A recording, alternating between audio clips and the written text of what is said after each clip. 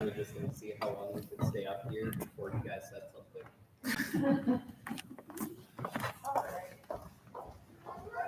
Hello, good evening, everyone. Thank you so much for coming out to our annual speech home show. We're very excited about how our season has gone this year. This has definitely been one of our best seasons since I've been here. So far, I believe just about everybody has made finals in some capacity, so that's awesome.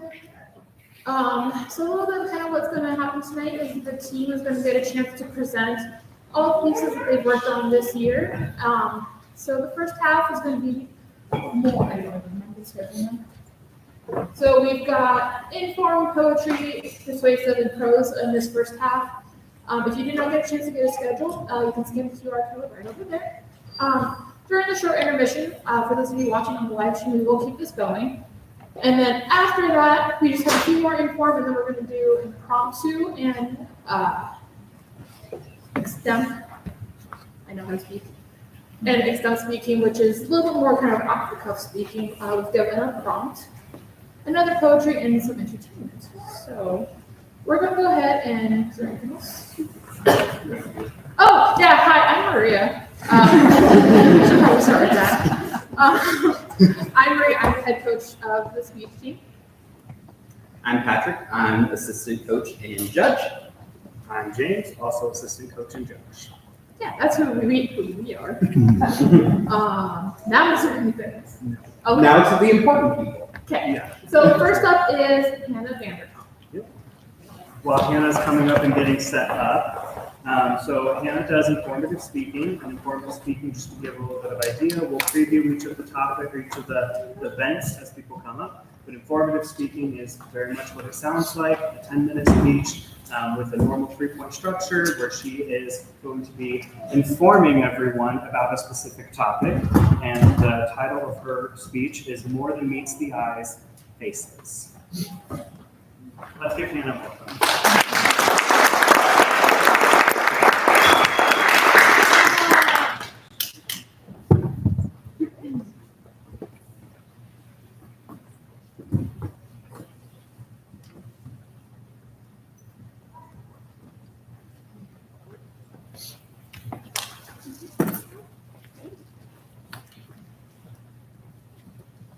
You were supposed to talk for longer, James. Let's give Hannah another round of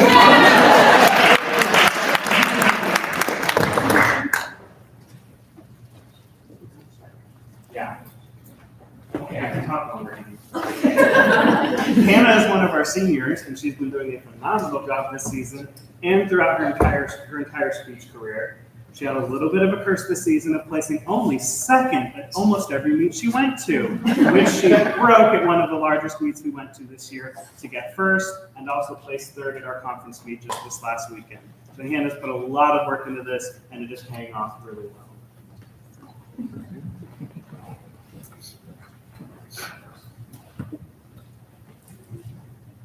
It's that awful feeling. You know, the one you get while you're up here, prepared, ready, and confident to deliver your speech.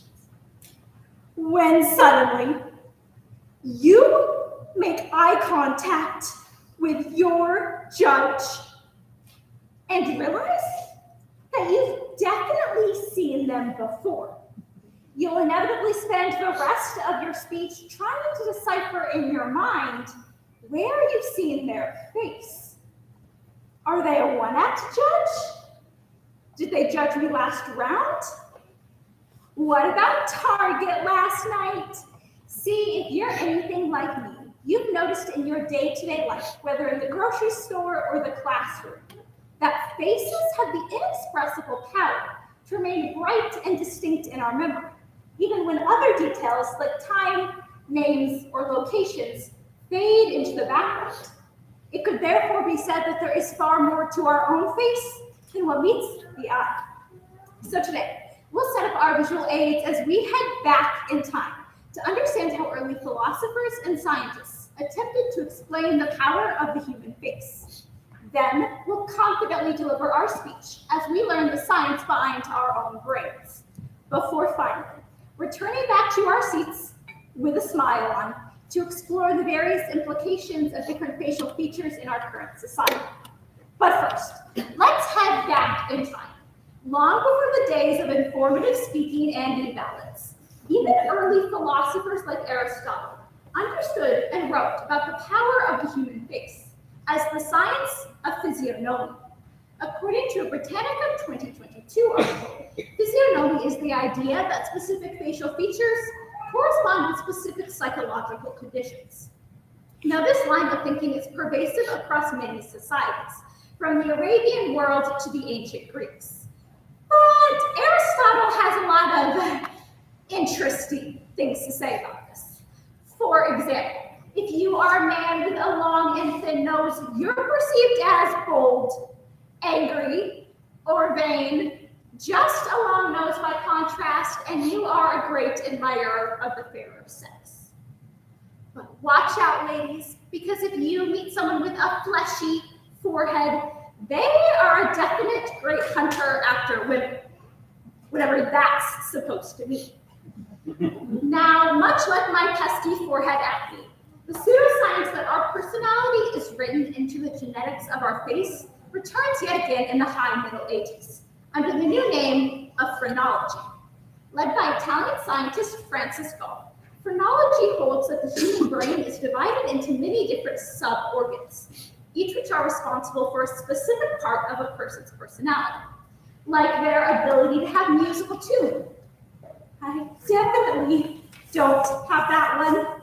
Their openness towards religiousness, or their feelings about physical touch. And for a small fee, reports a BBC Science article published in 2021.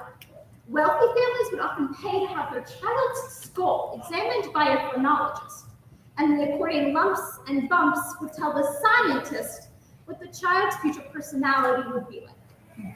Now, with the idea of judging someone based on the fleshiness of their forehead or the lumps on their skull seems a little superficial, it's probably because it definitely is.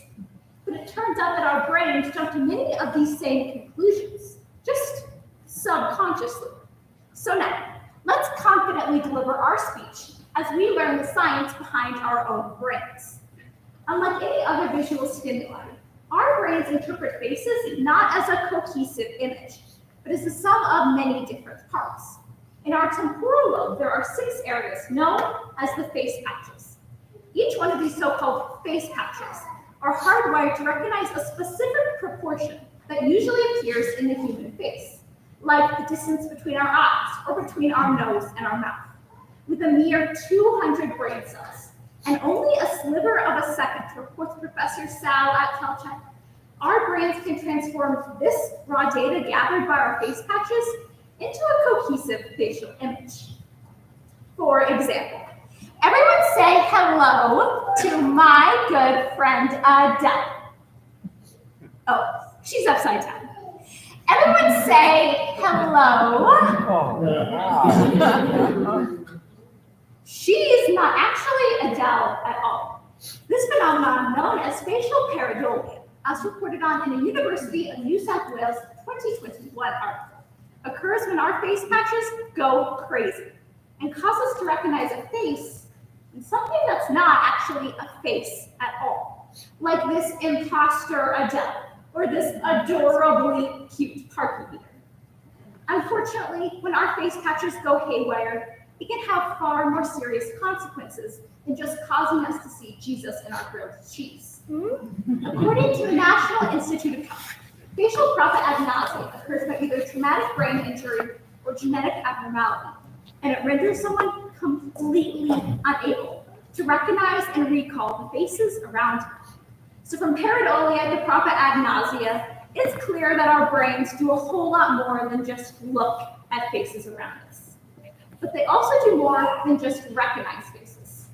Our brains make a snap judgment about the person for which the face belongs. So finally, let's confidently deliver our speech as we learn. So finally, let's return back to our seats with a smile on as we explore the various implications of different facial features in our current society. For as long as time, the human brain has been seeking to answer the greatest question. Who is the fairest of them all? The facial attractiveness halo theory effect, as reported on in the Current Psychology 2022 article, holds that humans tend to attribute positive personality traits, like leadership, honesty, and integrity, to those around us that appear to be conventionally attractive.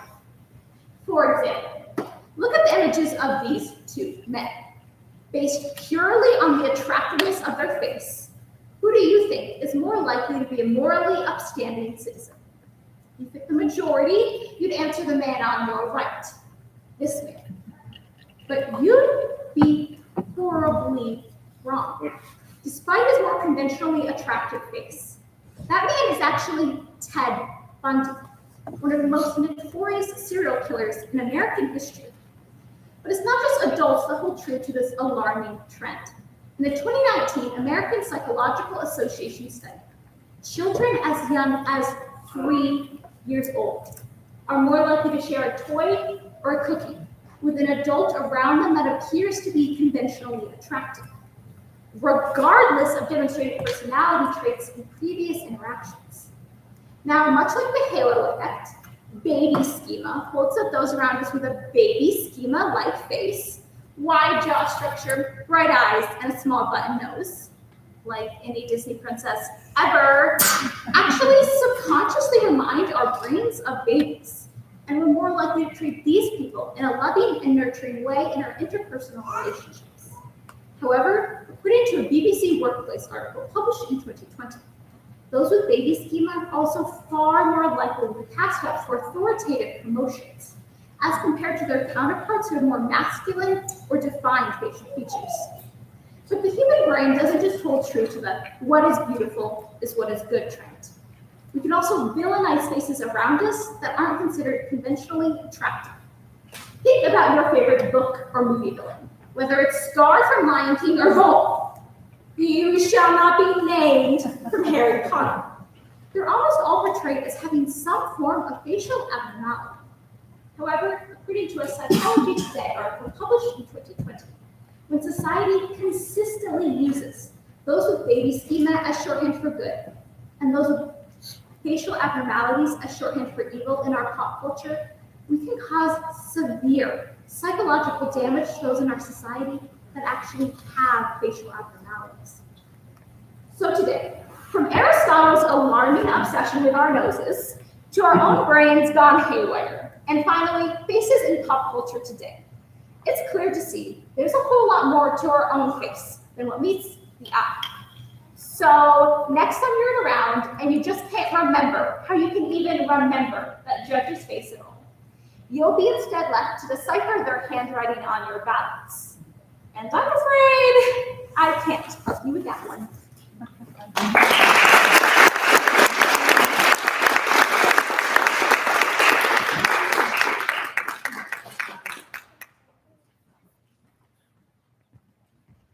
Thank you, Hannah, for that great inform. Next up, we have another one of our seniors, Mel. She will be performing her poetry to the indecisive young adults. Now, poetry is a little bit different than inform. It is a collection of poems either written by the student or collected from wherever and put together within a program around a theme. So let's all give it a round of applause for Mel.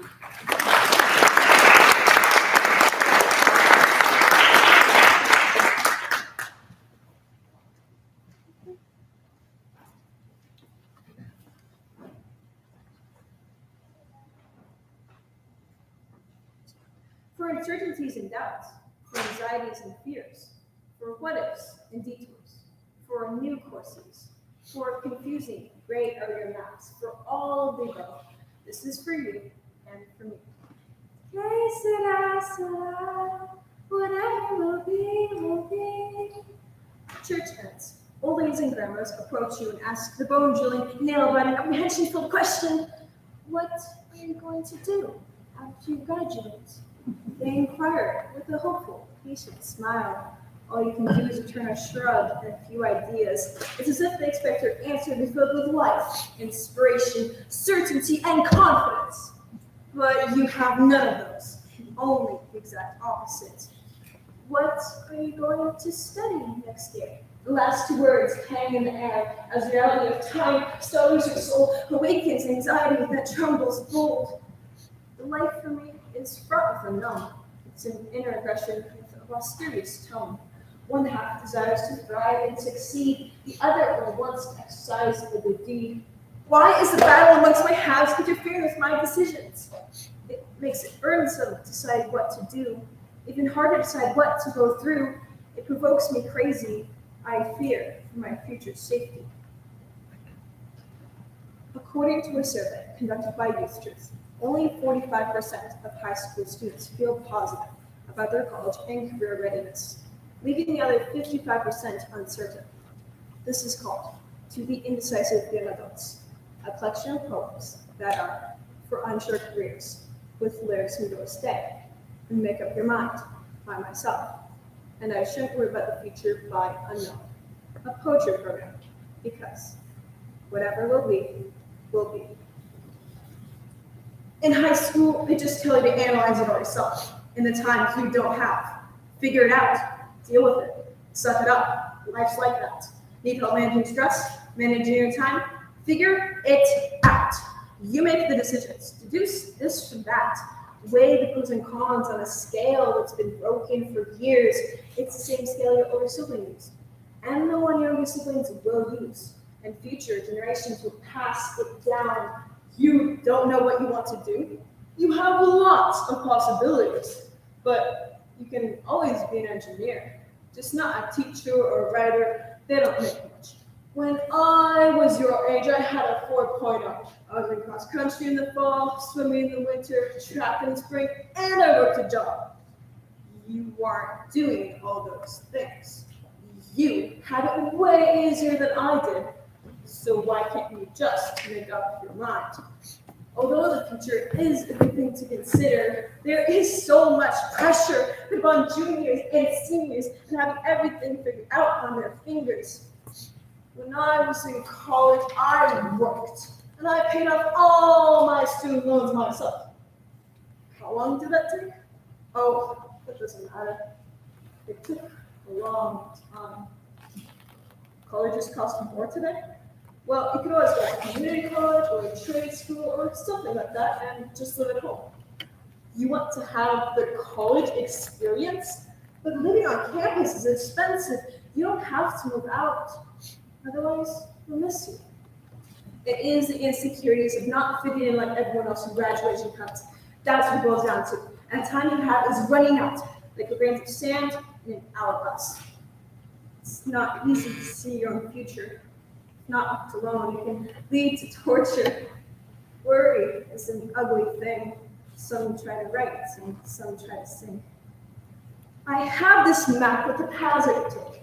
At different times in my life, it was fresh, colorful, and bright, with certainty and knowledge.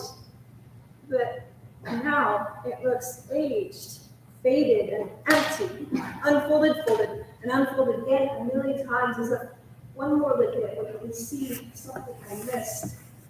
I am supposed to plot a course and not have to hand draw myself. There's substantial gray area. Where would I even start? So with thousands of possible careers, how on earth would I choose the right one? Does the destination or the journey matter more? My family tells me I'll be fine and do great achievements, they say. Are they right? I think they are, because my life has been getting better so far. So why must there be a war within me when I can have myself in harmony and never worry what the future will be? True, it's important to think of it. But what's the point? It makes me go through such a worry fit. I want to succeed, and I will prove my worth. Just make up your mind. Kids these days are so dependent on their phones. That's the problem. Spending all their time on, what is it called? O'clock? Oh, TikTok. Whatever. And then they're sad and anxious and blah, blah, blah. Look at everyone else. They look so put together. I bet they have it all organized, all figured out. Hey, yo, reality check. Everyone else is just like you. They're doubtful, unsure, and hesitant. And the students with the 4.0s, even they have flaws. We're all so stressed out. We're about so many things, but look outside the window. See those trees? That country. See how beautiful, how simple it is. Slow down. Be like the country. Calm, at ease, patient, and still. Que sera, sera, whatever will be, will be. You're thinking about the military. Oh, good. This world needs more leaders. You want to enlist and not become an officer? You shouldn't do that. What? I was in the military? Well, I'm older than you, and I know a thing or two, so you should take my advice. How did I become a junior? I swear, I'm just a kid. Time slips away from me, out of my hands like a rope. Now I'm a senior. Where does time go? It passes me by, and I forget to live it. With the endless choices and decisions of what college to go to, what to study, and what to do with my life, it seems like I am so small in this world. Yet, God has the biggest map and plan ever, not just for my life, but for everyone's. And that is the main thing to think about. You want to be a gamer? That's not a career. Barista, photographer, you're not going to get anywhere with any of those. Just make up your mind and choose the right one. I wish I could see God's plan for my life, but sadly I can't. I don't know my purpose and all the details I want in this complicated world, but perhaps I can slow down and answer all my worrisome questions about the future with first answering, what would Jesus do? He would love his Heavenly Father, everyone else around him, especially the very kids with the 400s. I wish I could see God's plan for my life, but sadly I can't. I can't see God's plan for my life, but that doesn't mean there isn't one. It's not going to be clear to us, but messy and muddy. So, que sera, sera, whatever will be, will be. The future's not ours to see. Que sera, sera, what will be, will be.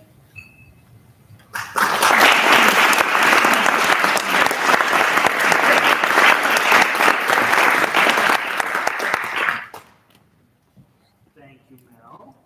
Our next speaker is another of our seniors, Alex Halvorsen, who will be doing a persuasive.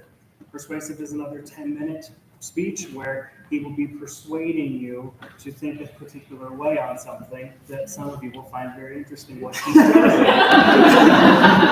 Alex's speech, Why Narcissists Make Better Leaders.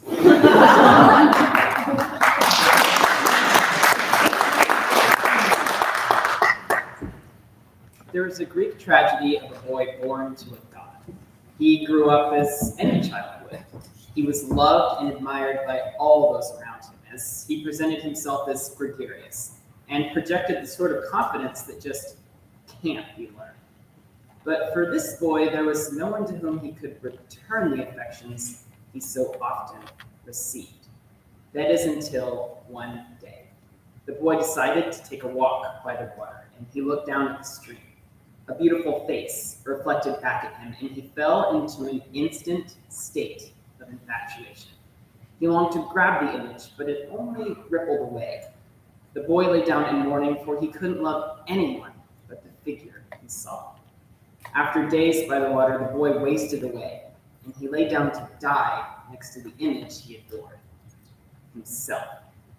This boy was named Narcissus, and became the namesake for a personality disorder in which a person has an inflated sense of self-importance based upon a sense of entitlement. But my question is, why do people like Narcissus, an obviously unempathetic, self-involved person? Was it his beauty or well-born birth? Perhaps.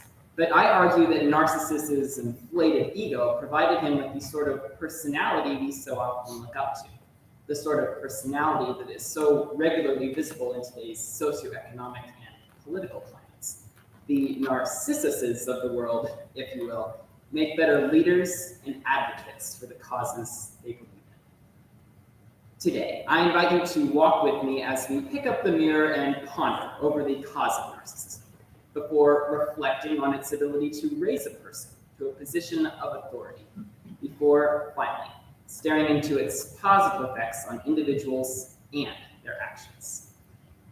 Every morning, my sister sits in front of her bathroom mirror for what seems like an eternity, brushing her hair and checking her clothes for the 100th time. But I suppose I can't label her a narcissist. In fact, I'm not sure she and Narcissus would even get along very well. Despite her intensive morning routine, she doesn't possess a grandiose sense of self-importance, entitlement, or have a preoccupation with fantasies of unlimited success, power, or brilliance. So what does it take to change a somewhat typical teenage girl into an outright narcissist? Or are narcissists just born that way? The Cleveland Clinic, in their documentation of narcissism, narcissistic personality disorder, last reviewed in June of 2022, found that narcissism is caused by both environmental and hereditary factors, including early relationships with parents, friends, family, a person's genetics, or even childhood trauma. Dr. Proma Mitra, through a study performed through Stat Pearl, found that the United States represents 0.5 to 5% of people diagnosed with narcissistic tendencies. And in 2014, a study was performed finding that 304 sets of twins all showed hereditary narcissistic tendencies passing through their family lines, grandiosity being 23% heritable, and entitlement being 35% heritable. Think about it. Families of distinction in political power, brute strength, or in pop culture all show narcissistic tendencies running in their family veins. The Kardashians, the Bonapartes, even the Tudors instantly come to mind. But do these tendencies excel a person when it comes to being raised to a position of authority? Let's turn the mirror over and reflect on how narcissism may make the leader. In Stanford Business, they published an article in 2020 outlining why narcissists make stronger leaders, simply because they believe they should be there in the first place. Great leaders possess vision, passion, strength, and charisma, while narcissists develop high self-esteem.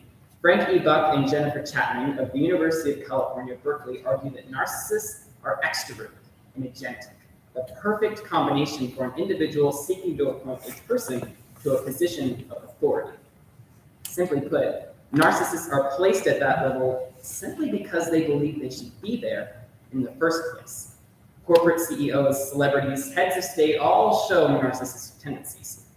Dr. Paolo Ravello and Carla Cremina of the Politecnico di Milano School of Management found that narcissists are 29% more likely to achieve a chief executive officer or CEO position over their non-narcissistic counterparts. Dr. Ashley L. Watts, through the American Psychological Association, found a historical study that found that 42 of our 46 presidents of the United States all show narcissistic tendencies, as well as strong evidence to suggest that they gain their positions through narcissistic tactics. Similarly, in 2006, Dr. Drew Young and Mark Pinksy found that celebrities are 18% more narcissistic than the general public. And this number is expected to rise with the increase of social media and internet attention. But I'm sure they're all horrible leaders, right? Just because one makes it to the top of the hill doesn't necessarily mean you'll be able to call it home. I'd invite you to think differently as we stare into the benefits of having a narcissist take the helm. Narcissists are generally oratorial speakers and possess the ability to attract and inspire a following due to their natural ability of being skilled orators and creative strategists. The Harvard Business Review suggests that there's just a daring and fresh quality about someone who has so much confidence in themselves and their ability to lead. In a time where competence is necessary and a competitive edge is needed, narcissists often lead people, movements, or even companies to greater success. Consider the case of Napoleon Bonaparte, revolutionizing a country and bringing it back into order, placing himself at the front. Although his regime was short-lived, it was worthwhile. He reconstructed France and left it so that way they could be another great European superpower, capable of allowing its own people to lead. Or take Steve Jobs, a man so determined to fulfill his own vision that he stopped at nothing until he saw its execution and success. Despite many of his colleagues later confessing in interviews to not particularly caring to work with him, he still managed to create one of the largest technology companies in the world, I read. Pop culture star Madonna has often been slammed by the press for being a rampant narcissist, pegged as a Jezebel for her immoral acts and pursuits of self-love. Despite what people believe her reputation should be, she paved the way for future female performers, defying these social, sexual, and gender norms and constructs with her art. Narcissistic tendencies aren't just limited to individuals, though. They also expand to ideals as well. In 2020, YouGov did a study poll and found that Americans seek a president who exhibits the traits of audacity, strength, and confidence, all trademark traits of a narcissist. Similarly, Forbes magazine published an article in 2017 outlining the top traits wanted in a chief executive officer position. Vision, passion, grit, and charisma were all of the defining adjectives. Also defining adjectives of a common narcissist. Narcissists, they may be self-motivated and generally have a lack of concern for others over themselves, but they are key figures in leading the world and leaving a legacy. Simply put, narcissists, they leave a lasting footprint simply because, well, they believe they have better shoes than the rest of us. Narcissists make better leaders and advocates for the causes they believe in. Today, we have picked up a mirror and pondered over the cause of narcissism and who is most affected, before reflecting on its ability to raise a person to a position of authority, before finally staring into its positive effects on individuals and their actions. While Narcissus died gazing at his own reflection and was in a shroud of love for no one but himself, I can't help but wonder, could he have been the next Hercules, Achilles, or even Zeus that Greece had been waiting for? While narcissists have their faults, they're able to use them in a way that allows them to be leaders and innovators of their respective fields. Who knows? Maybe we should all pick up a mirror and start gazing at our own reflections. Thank you.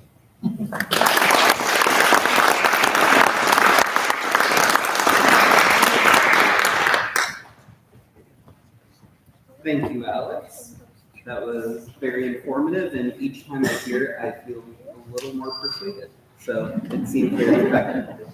So next up, we have a very different type of event. We have a dramatic interpretation of serious prose. So this involves the student taking a script, some piece of prose that has been published, and interpreting it for the audience.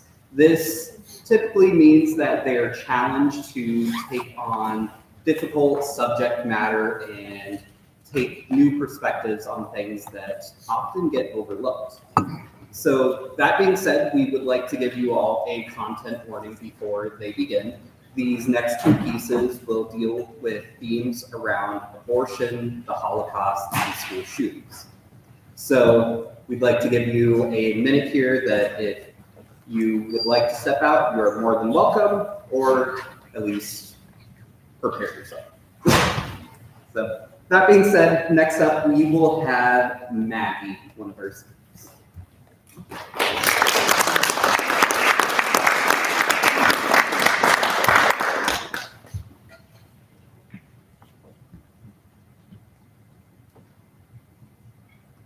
Welcome to Auschwitz. You have all been brought here from throughout Europe for one purpose, and one purpose alone: to work. Auschwitz is a work camp, as you can see from the sign above the gates. Arbeit macht frei. Work brings freedom. Germany needs you, every able-bodied man, woman, and child, to work for the glory of the Third Reich. As the doctor passes before you, he will separate you into groups of 5. Please go into the direction that you are indicated. If you are ill, be sure to let the doctor know. As you can well see, we have ambulances standing aside to take the sick to the camp hospital. We understand this has been a long and arduous journey. Many have died along the way, but that is behind you. You are now at Auschwitz-Birkenau. Welcome. Ova Langdale said in her memoir, "I prayed for the day that I could go free, that I could tell the world this is what I saw with my own eyes, and it must never be allowed to happen again." Olga was a prisoner nurse at Auschwitz. Olga testified against Irma Grace, a Nazi camp guard. This is the imagined testimony of Irma to a team of lawyers, being as during the actual trial, she said very little. She is most remembered for the fact that when faced with accusations of all she had done, of the lives she had taken, she laughed. Known as the hyena of Auschwitz and the beast of Belsen, she was immortalized by Joe Davidsmeyer in Angel, a Nightmare of Auschwitz. Yes, sir. That is the speech I gave to every individual who came into Auschwitz. At least on the slow days. Sometimes I had no time to make them feel comfortable in their new homes. Come now. You expect me to take this trial seriously? Surely you watched what I did. Would you rather, instead of accepting my fate, I sit here praying, wishing, hoping I could have a family once more? Nay, don't be foolish. Have you ever felt like a dog on a chain? Thick collar wrapped heavily about your neck. That is what it felt like to be a woman growing up in Germany. My father was a strict man. Bad enough my mother killed herself. So as soon as I could, I defied him. I joined the Hitler Youth and then the SS. Too long did it take me. I had traded one collar for another. Yes, my father was very against me joining the Hitler Youth. Originally, it was just a social club, a way for the village girls to get together. For Helena, that's all it ever was. But for me, it became something more, my chance. I was 16 years old when I enrolled in the SS. I told them I wanted to be a nurse. My request was denied. I got sent to Ravensbrück, the women's camp. Being in the SS wasn't all that bad. I was trained to be quick, efficient, and effective, and I earned their respect. And for the first time in my life, I felt beautiful. I caught everyone's eye, from the other camp guards to the higher-ups of the camp. You must think I'm so vain, don't you? And you're right, I am. I am the Angel of Auschwitz. How do you think I got the nickname? You sit there, judging me, and your questions in your eyes. Why don't you just come out with it and ask? I have nothing left to lose. I bet you want to know, like all the others do. How is it at only 16 years old I became a camp guard? How is it at 18 years old I was a supervisor? Am I the one who would kick women's heads in until they were concussed? Beat them with my whip until they could no longer get up? But those are only the objective questions, you see. Others are more poetic, if you will. You see, if you read the papers, I made front page news. Irma Grace, how could such a beautiful girl kill so many? Irma Grace, did she sleep her way to the top? Irma Grace, did she enjoy torturing prisoners? You see, it does not matter what they write about me in those papers. It does not matter whether or not I did what I am accused of. Tomorrow, I am to be hanged for the sins of all Nazis. For camps I never stepped a foot on, lives ended of people I had never even met, medical experiments done when I am no doctor. The only training I can say I have is at the hands of Dr. Mengele. Very talented hands indeed. Mengele came to the camp when I was 19 years old. We developed a relationship of sorts. That is, until the abortion. Abortion. Yes, I had one. I came in late at night. I told the nurse that I needed an emergency procedure. She told me no, come back the next day. So I pulled out my pistol and I told her, it is you, a child. And just like the sniveling Jew she was, she chose her own life. Olga, yes, the woman who testified against me, right, she does not have a name. She is 10645. You must understand that the people in that camp did not have a name. Now I am to be persecuted because their names were taken away. Justice. You say they want justice.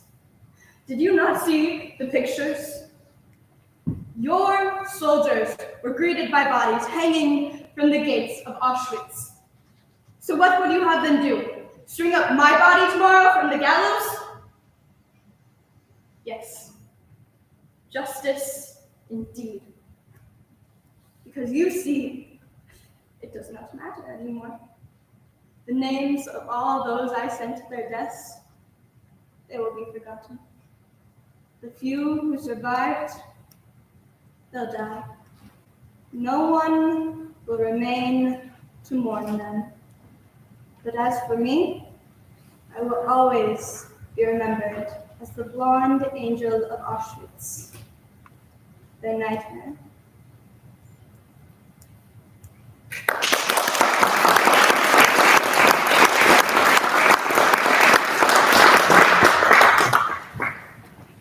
Thank you, Maggie. Our next speaker is Preston Stuckwisch, who will be doing another dramatic interpretation of the serious Prose. I'll let him make his way up here. Preston has been one of our hardest working students this year, doing 2 events, serious and poetry, at every week he's gone to. He will now do a serious Prose, Guns for Geeks.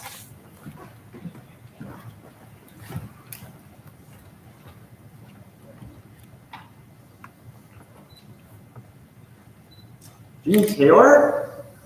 What's going on? Gene, he's been at my foster home 10 times or so. Gene, who eats like a famine victim at the dinner table.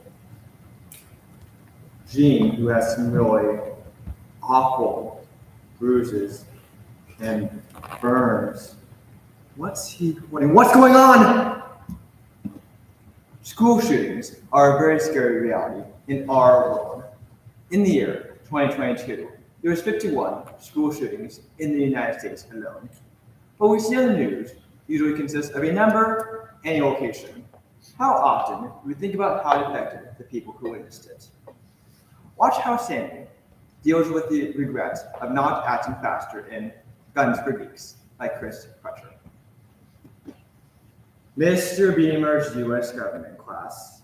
On this day during our second amendment discussion, Mr. Beamer was promoting the idea of context. How many of you think that the framers of our Constitution thought, when they included this particular right, that we may someday have guns that fire more than one bullet with the squeeze of the trigger? Or that society would turn out to be the most violent in the new millennium? Roy raises his hand. Guns don't kill people. I know. People kill people, but they do it with guns. Not always. A couple weeks ago, a guy was beaten to death with a golf club. Well, why don't they ask for a ban on golf clubs? Don't get me wrong, I'm not trying to rewrite the Constitution or remove the right to bear arms. I'm just asking, if the context would have been different, would the framers have written it differently? Then Gene Taylor walked into our classroom wearing a long rider's coat. His face was contorted with a grim intention that certainly changed our lives forever. He pulls his coat back and brings out a pistol! He screams, Roy first, and then once in slow motion, Roy as he pitches backwards. Megan Cran was next, her eyes widen in astonishment as she realized she'd been struck. I am so aware of the weight of gravity's imposing force wielding me to my spot. Something says, do something. It's Gene Taylor who you've seen come and go from your foster home like a church mouse. One who makes a career out of being invisible, now reducing the toughest of us to our knees. He tells us to put our heads on our desks, and when no one listens, he screams it, buying 2 more rounds. One strikes Mr. Beam in the shoulder, and the other in Harpoon's stomach. Carly! Carly's my girlfriend and best friend. I jump up to cradle her head in my lap. Carly, it's gonna be all right. It's gonna be all right. Just to look up and see the barrel of Gene's gun. Don't, man. Please. His eyes lock with mine, his finger twitches on the trigger. But maybe he remembers how I was decent to him when he was at my house, because he turns away and motions for everyone else to put their heads down. They do so in unison. Things are going to change around here. The first will be last, and the last will be first. The first will be dead, and the last will be first. He walks up towards Johnny Waller. Johnny, who's a quick shooting point guard with an even quicker mouth. He walks up towards Johnny and looks over his shoulder and smiles at me. Then shoots Johnny. Get it together. Get it together, get together, Johnny's rallying cry, bringing them all to the court. It's also what he'd tell Gene whenever he'd mess up during class.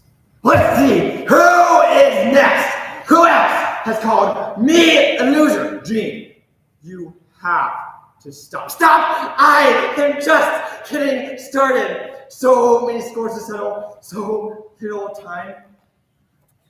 You don't look so good, sir. Why don't you have a seat? Now, where were we? Who else has called me a loser? Gene, if you're looking for guys who have called you a loser, then I am your guy. Get on your knees, sir. I want to see you bleed. His voice drives me loose. I jump up. I don't know what I'm going to do, but Mr. Beamer blocks him. Then from the corner of my eye, I see TJ. He jumps up, running over to Gene, fighting with him, fighting over the gun. TJ grabs Gene's gun arm, swings to the ceiling. In the chaos, the students trip over each other as they run out the classroom door as police swarm in. A while later, I go to the hospital to see how Mr. Beamer's doing.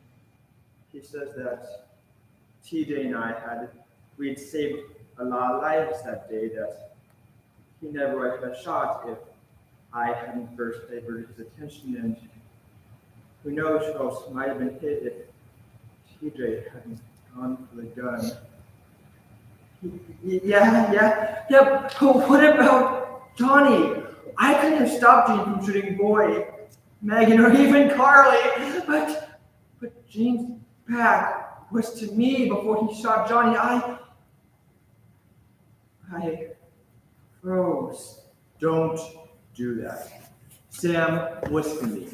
All of us in that room know something about ourselves that we didn't know before. It's never going to be the same for any of us. But there's only one person to blame for that, and that is Gene. He came into our classroom and opened fire. Everything that happened after it was in response to it. Okay? I take a deep breath and I see Gene's back again. See Johnny slumped over and me paralyzed. The next few days were a blur. You know, they don't know which came first or what was said. All I see is Gene's back. See Johnny slumped over and me frozen. It isn't right. It isn't fair. It isn't fair that Roy, Megan, Carly, and Johnny will never get to drill another basketball or sing another song or just see another sunset. The talk now is all about forgiveness. Forgiveness, how? How do you forgive someone who has done something you can't even wrap your mind around? And sometimes in the same sentence as the talk of forgiveness is the talk of who's to blame. It's as if none of us can get over any of this unless we figure out who to dump the blame on. Well, I've had some time to think about it, and I have an opinion. Everyone's to blame, no one's to blame. Gene is to blame. No one can argue with that because he's the one who did it. But I can't help but remember his face. It's hard to think he had any control over what he was doing.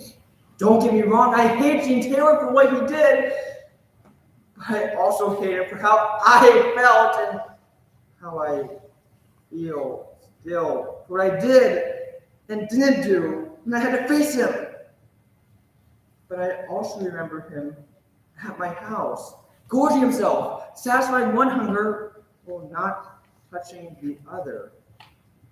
What happened to Gene? What made Gene want to lash out with a gun? I went to see Mr. Bean this morning. He was reading the paper. It says here if they tried Gene as a juvenile, he could get out at his 21st birthday at the latest. If they try him as an adult, he could get life with possibly no parole. They're trying to figure out how to punish Gene. Don't they know that guys like Gene Taylor were punished before they even did their deed? What are we going to do about that? We've got to get it together.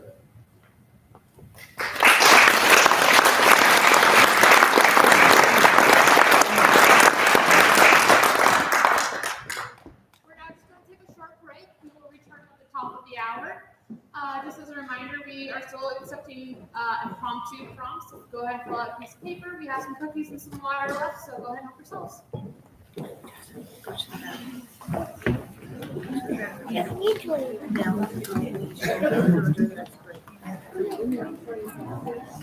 Please go.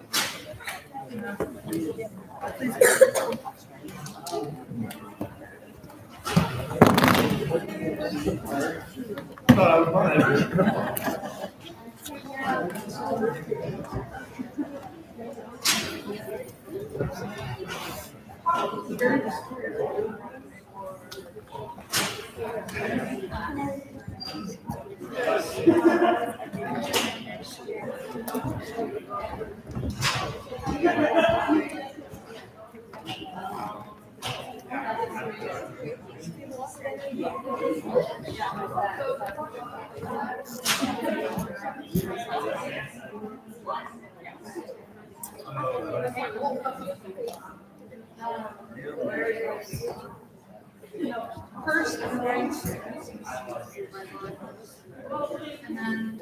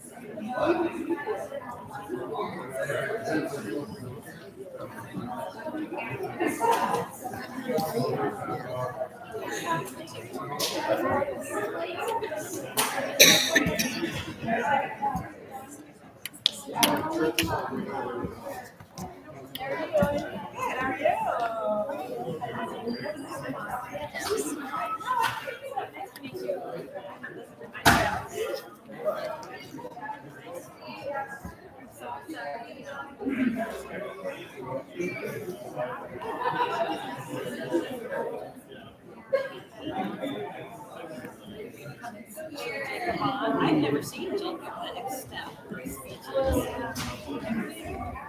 Okay. Hannah's just started. I thought they do this because you see their stars. No idea.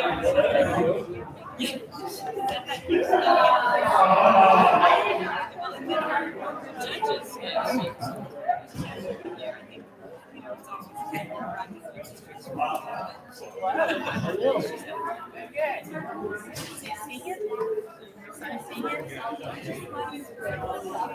You went from there it's like all this stuff.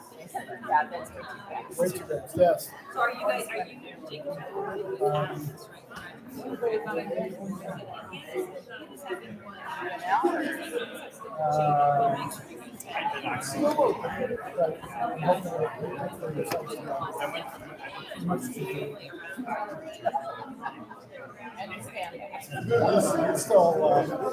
It's still thinking.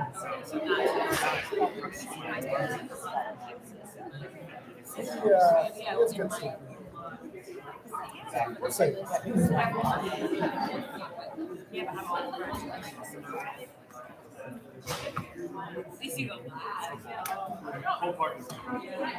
Your mom broke one of your arms. 4 ribs. Where did you put that in?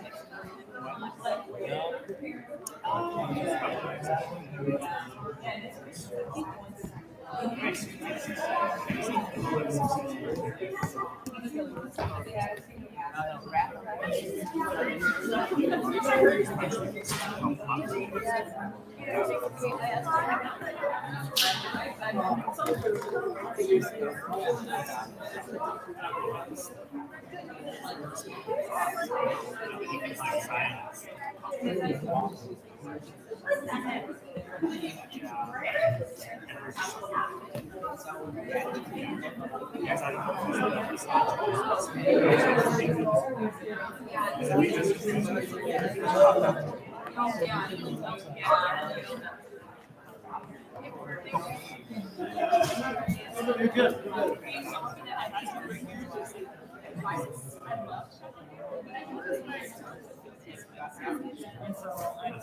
Everything costs more now.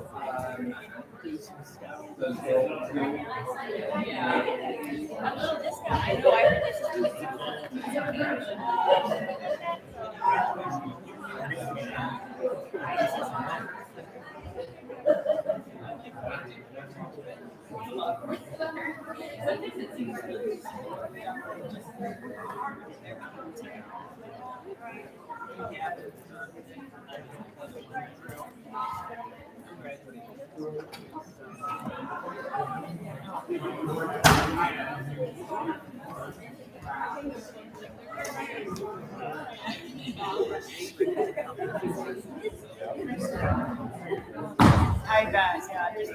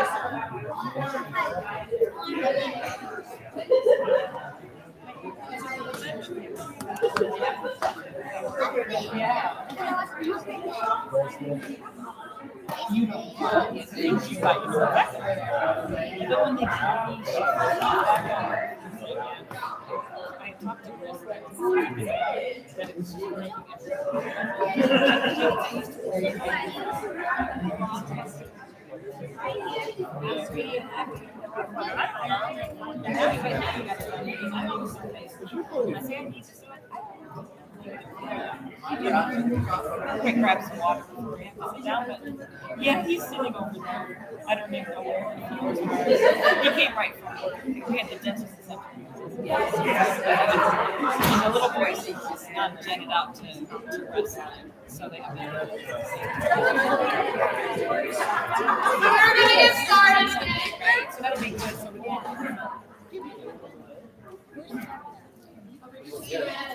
People return to their seats. So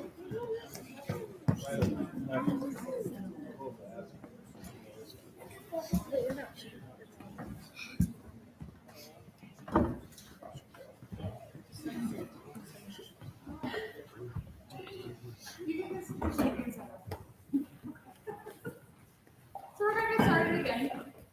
While we are waiting for people to kind of settle and while we're waiting for our next presenter to get ready, if you are a student that is doing impromptu, please head into the green room. And I believe James, will you introduce you? Okay. I guess now it's James.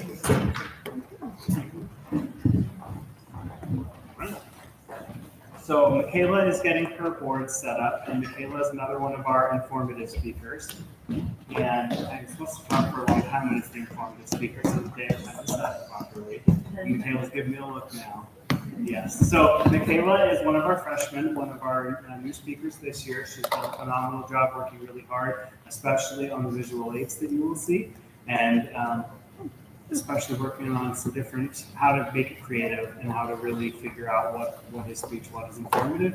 Michaela's done a really good job of committing to that and taking our, hopefully most of the time, constructive criticism well.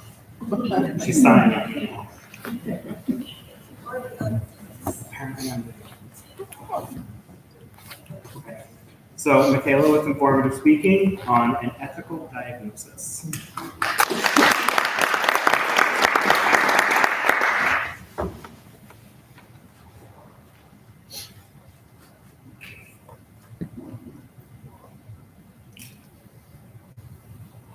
Have you ever been forced to attend an event that you did not want to go to?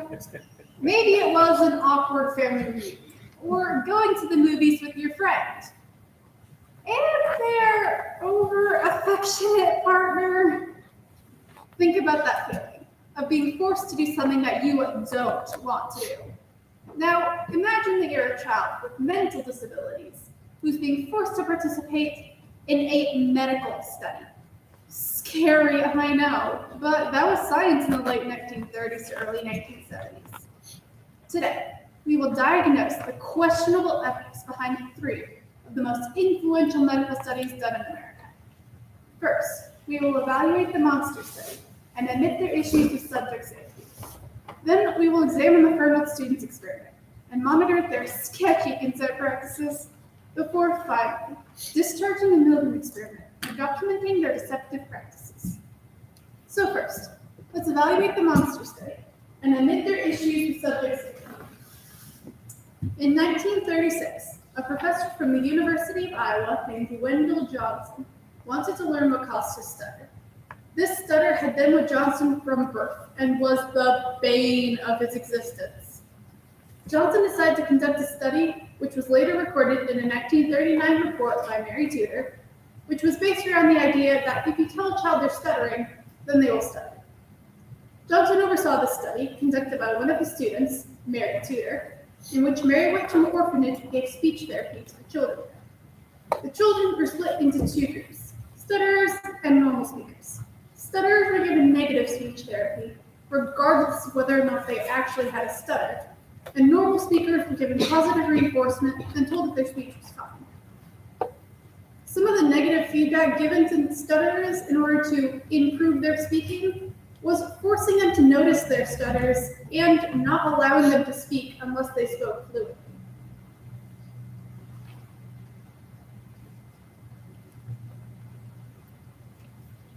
At the end of this study, Johnson formed his semantogenic theory, which states that stuttering is a learned behavior. This theory was highly speculative, considering that the results of the study didn't even back up his conclusion. During the study, the people who were labeled stutterers had their literacy rate either improve or stay the same during the study. The real tragedy of this study was that the children didn't even know it existed. According to an article from Penn State University in March of 2021, it wasn't until 60 years later that the children were told about the study. And by then, the damage had been done. Children from the stutterers group went through life with significant difficulty because of this experiment. Their grades in school went down and they withdrew socially. Because of its dodgy ethics, researchers in the area nicknamed this study the Monster Study. Now, let's examine the parental students experiment and monitor their sketchy control practices. In the late 1940s, early 1950s, researchers at the Massachusetts Institute of Technology wanted to study the effect of radiation on humans. Eventually, they would record the results of the study in a 1994 report by the Task Force on Human Subject Research. Naturally, the humans chosen for this experiment were children with mental disabilities. The Fernald School was essentially isolated from the outside world and had a pre-existing science club, therefore making it the perfect place to conduct a dangerous and very sketchy experiment. According to an article from Smithsonian Magazine in 2017, the radiation experiments conducted at the Fernald School included injecting students with radioactive materials and orally feeding them radioactive materials. Thankfully, there were no lasting effects on the students, but the same can't be said for the Fernald School. After the results of the study were exposed to the public, the Fernald School was put under the microscope. During the study, parents had been sent letters giving them information about the experiment, but that information was seriously filtered in order to make the experiment seem safe. Parents weren't even told the amount of radiation their children were being exposed to. Because of this, parents knew very little about what was actually going on at the Fernald School and how their children were being affected by the radiation. According to the Advisory Committee on Human Radiation Experiments, the main issue with this study wasn't the radiation. It was how little information parents were given. Eventually, the Fernald School will be closed because of the bad press from this study and other corruption issues. Finally, let's discharge the Loewe experiment and document their deceptive practices. In the 1960s, Stanley Milgram from Yale University wanted to learn how the Nazis were able to commit such atrocities. Later, he would record the results of a study in a 1974 report that we now call the Milgram experiment. Original, I know, but all experiments were named after their creators back in the day. In this study, participants would be randomly assigned to a teacher or a learner. The assignment was rigged so that all participants were teachers and paid actors were learners. Learners would be placed in a room with a one-way mirror facing into another room. In the other room would be the teacher, an experimenter, who was also a paid actor, and switches on the wall labeled in shock increments from a slight shock to a morbid XXX, which meant certain death. Teachers would ask the learner questions and would shock them if they got the answer wrong. As the learner continued to get questions wrong, the teacher would move up in shocking ways. If the teacher began to hesitate about shocking the learner, the experimenter would urge them on and try and get them to continue shocking the learner. The real tragedy of the study was that teachers didn't know the shocks were fake. At the end of the study, some teachers even thought they had killed the learner that they were shocking. The results of this experiment were equally shocking. According to Penn State University, a whopping 65% of participants continued shocking the learner after being told to continue. That means that only 35% of participants stuck to their morals. In a paper written by Stuckwisch, she states, "It is probably the case that the Milgram experiment gained such notoriety because of its disturbing results in the first place. Because of its shocking results, the Milgram experiment sparked a newfound interest in studying obedience." So today, we diagnose the questionable ethics behind 3 of the most influential medical studies done in America. First, we evaluated the monster study and admitted their issues with subject safety. Then we examined the Fernald students' experiment and monitored their sketchy consent practices before finally discharging the Milgram experiment and documenting their deceptive practices. Clearly, the world of science has a very dark past, but there were positive effects of these studies. Now, I know what you're thinking. You just spent an entire speech talking about how bad these studies were. How can you say anything good about them? Well, there were positive effects. Science has looked back on the mistakes of the past and has emerged as a better and more ethical society. These ethical principles that we hold high in science today come in part from these twisted studies.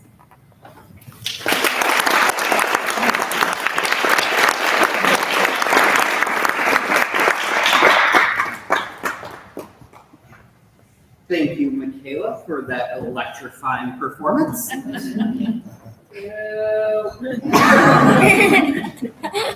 get to do puns too. Okay, so next up we have one of my favorite events, Impromptu.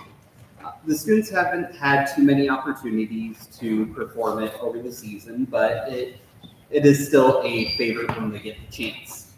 Impromptu is an impromptu event. So the students receive a topic like what was written down up there, and they have a limited time to prepare. So Maggie here, who is going next, just received her prompt as Michaela started, so she's had about 8 minutes now to prepare. So let's all put our hands together for Maggie with her prompt.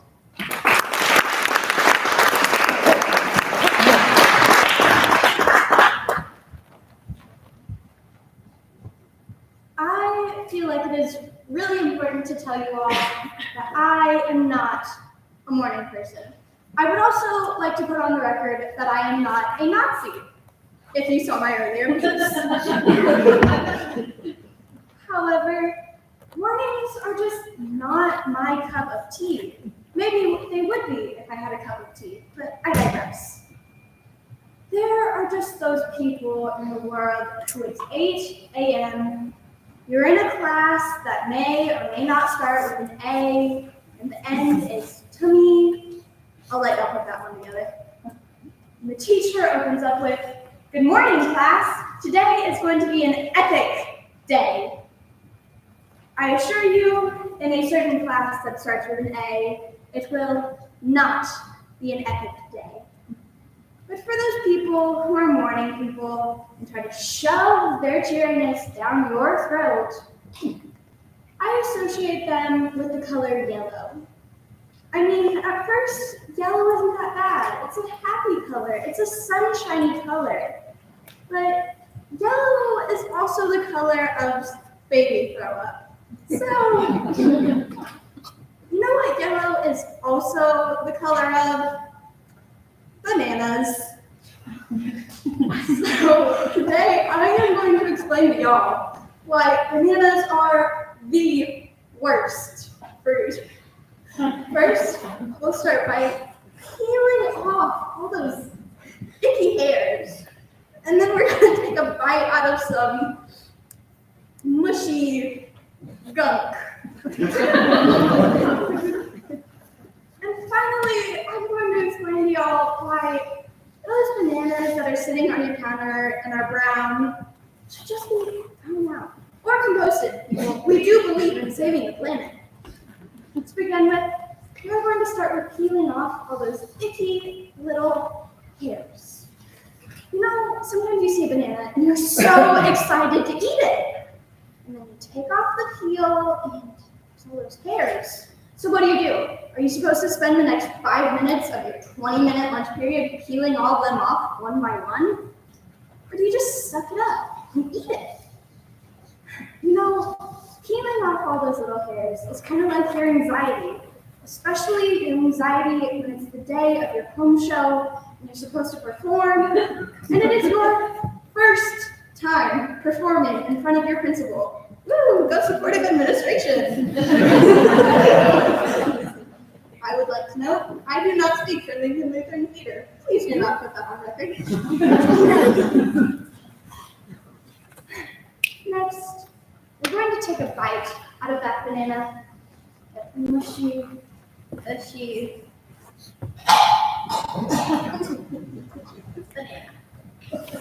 You see, y'all, there's a reason my mom doesn't like bananas. Because she knows, hi Mom, as well as I do, you're gonna get thrown out anyways. And that is why bananas are the worst fruit. Because what do? You spend all your time taking off those hairs? And what about when all those hairs are falling off? What if it's gross and mushy? What are you supposed to do then? And finally, I just want y'all to know that if you're like my grandmother, who thankfully is not here tonight because she couldn't hear anything I've said anyways, throw the banana away. Thank you.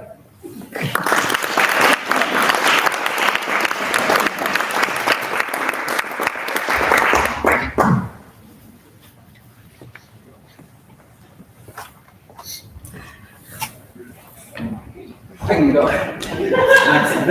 Okay, so that was Maggie with her Impromptu, and in a similar vein but very different theme, we have Extemporaneous. Extemporaneous is also a limited craft event.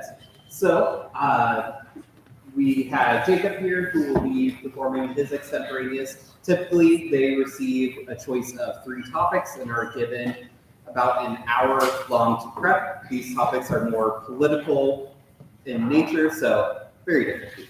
But I digress.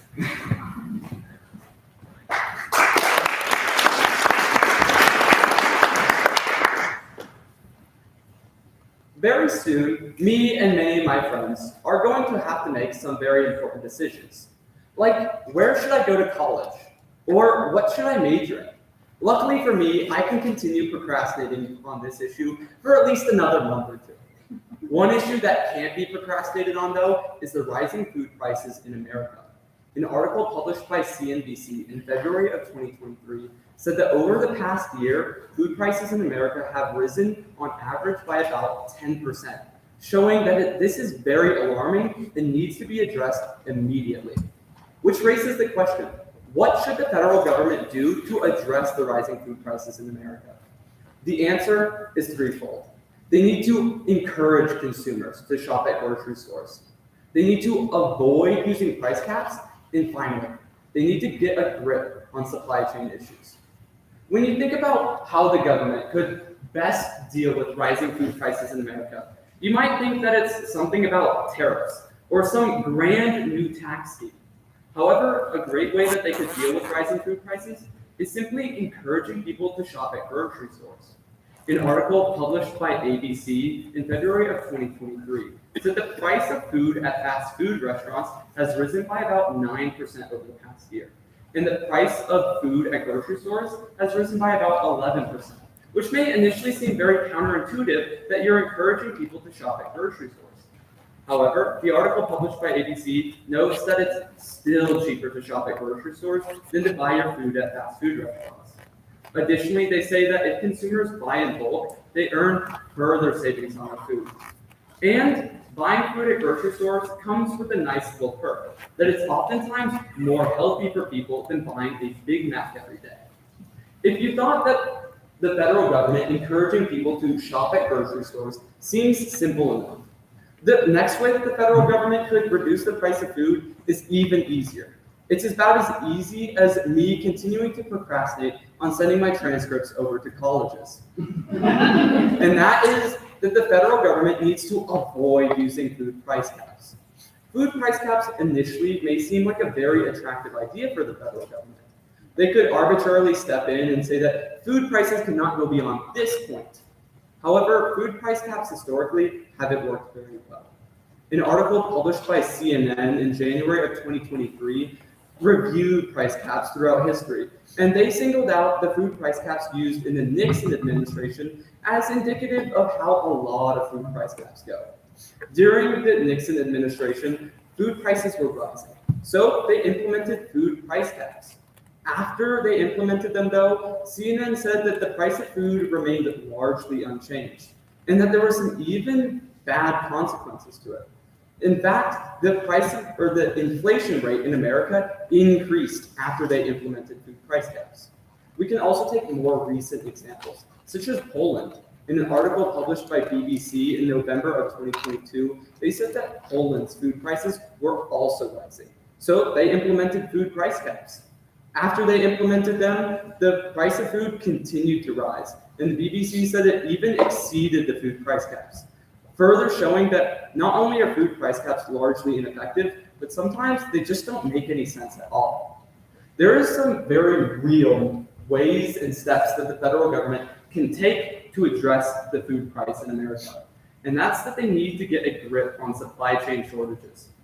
An article published by Business Insider in November of 2022 reviewed some of the supply chain shortages that America has experienced. They dated these supply chain shortages back to 2019, when coronavirus sort of took over the world. When coronavirus became a global pandemic, many countries shut their border, which means everything from cars to computer chips to even food became increasingly difficult to ship to other countries and supply. An article published by The Hill singled out the railroad industry as continuing to have supply chain issues. A great example of what the railroad industry is like right now comes from an event that happened in Ohio a few days ago. And that being that the railroad industry is derailed, flipped over, leaking toxic chemicals everywhere, and burning on fire. Okay, I may have been a little overzealous with my illustration, but the point still stands that in the article published by The Hill, they say the railroad industry is suffering from a lot of supply chain issues and slowdowns. They also said that the railroad industry is responsible for supplying 20% of America's food, and it's extremely important to supplying food to rural America. So if the federal government wants to reduce the price of food, a great way they could do so is get a grip on these supply chain issues. Because if they were able to lessen the supply chain issues, they could get more food more places. And as we know with the laws of supply and demand, as we increase the supply and us Americans continue to eat the same large amount of food as we always do, the price is going to go down. It is inarguable that the price of food is rising in America, and the federal government needs to do something about it. And they can take 3 key steps if they want to address this effectively. They need to encourage consumers to shop at grocery stores rather than buying fast food. They need to avoid using price caps. And finally, they need to get a grip on supply chain issues. If they're able to do this, we will likely see a noticeable downward shift in the price of food in America. And maybe then I wouldn't have to spend over $6,000 on a meal plan I do now. Thank you.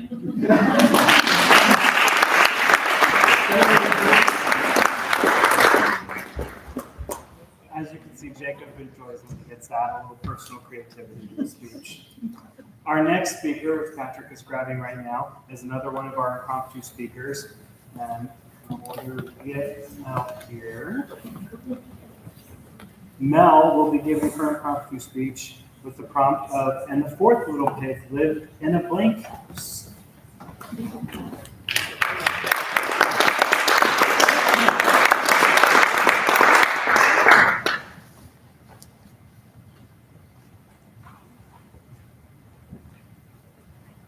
The year is 1950.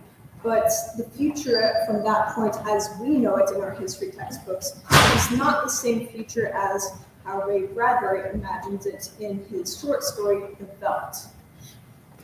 He imagines a future from the 1950s time and not as we know it. In his short story, we look at a futuristic house where technology does everything for you, from cooking to cleaning. All you can do is relax and sit back while everything is taken care of. A family in this kind of house has children with the nursery, and this nursery is far beyond what anything we have today. But this nursery, whatever the kids imagine, it comes to life. In the story, the children imagine that they are in the Sahara Desert, and pretty soon it comes to life, and they can feel the sweat and the heat from the room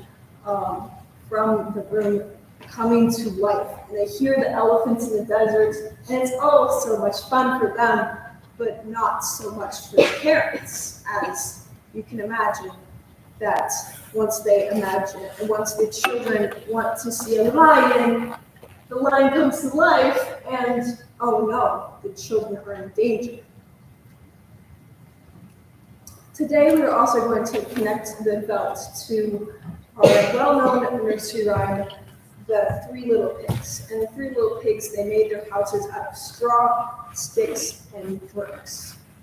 I will be answering the prompt of what would the fourth pig, what his house would have been made out of. And I suggest that it would have been made out of a house that's much more similar to the technology of the house we see in the Veldt. Much more sophisticated than we have today, but it's filled with technology that you do not have to, all your worries are taken care of. My 3 reasons backing this up is that he would live in this kind of a house because we need to move on as a society. It is much more creative than straw, sticks, and bricks, and we need to get with the times. My first reason is we need to move on as a society. Now, we've heard these nursery rhymes for years when we were little kids. I still hope that the children that we have today have heard them at least once, if they have not faded away. We've known them ever since time has begun. I mean, think of Little Miss Muffet. Little Miss Muffet sat on her tuffet, eating her curds away. When along came a spider that sat down beside her and scared this Little Miss Muffet away. What's the point of that? We need to move on as a society and perhaps teach our children to be more creative, and maybe perhaps suggest that they could come up with their own, which leads me to my second point, which is being more creative with our nursery rhymes. We can introduce these to our children as, an introduction of first block of our house, but we also need to teach them to be more creative and build those parts of their brains to perhaps write their own poetry one day, as I can also attest to with my own poetry. Lastly, get with the times. I propose that this fourth pig lives in this much more sophisticated house, because this pig is with the times, and I'm sure is up to date on all the trends going on in the world today. And the other pigs aren't, and they need to get with the times, like we see in the Veldt, Ray Bradbury's short story. So today we looked at all these different things. We're going to tie them together, that if the fourth pig had a house, it would be much similar to the sophisticated technology we looked at in Ray Bradbury's short story called The Veldt, because we need to move on as a society. We need to be more creative and teach our children to be more creative and to get with the times. Thank you.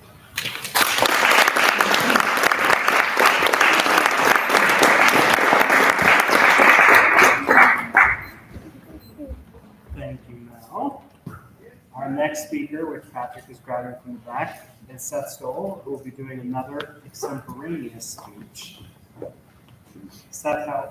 Jacob had a little bit of extra time to prepare. He did his yesterday, and Seth received his tonight, I believe. So, he's on his way. Fashion Let's just clap as he comes out.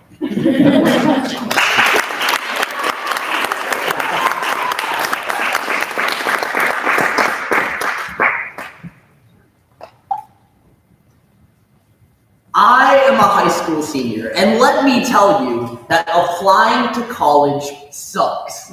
When concocting the perfect application, one must consider extracurricular activities, GPAs, and reference letters. But the one aspect of the entire process that bugs me the most is taking the ACT.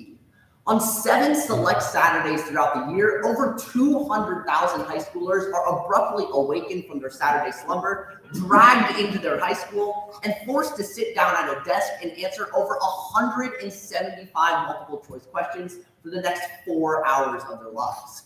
To make matters worse, the kid on your left is having a nervous breakdown and is chewing on their pencil louder than a beaver with rabies. The kid on your right is so obviously cheating, but the proctor who is supposed to be enforcing the rules is clearly no less excited than you are about having to sit there on a Saturday. Sitting in that testing center, one quickly realizes that the entire process seems so arbitrary. And over the past couple of years, many parents and educators have begun to agree with this opinion. Today, we were asked whether or not standardized testing should be abolished in American schools. And the answer is absolutely. Standardized testing is one of the most counterproductive and unnecessary aspects of the American education system. And today, we'll look at the 3 biggest reasons why standardized testing needs to be kicked to the curb. First, we'll examine how standardized testing has been proven to disenfranchise members of certain gender and socioeconomic backgrounds. Then we'll observe how standardized testing is prone to cheating across all educational levels.